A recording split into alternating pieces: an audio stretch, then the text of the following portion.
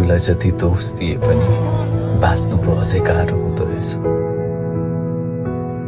अझै त्यो जीवन जहाँ आफ्नै जीवन ठानेको मान्छे आफूबाट धेरै टाढा जाँदा आकाश पनि गरुङ्गो लाग्दो रहेछ, आफ्नै सासले समेत फुल्दो रहेछ।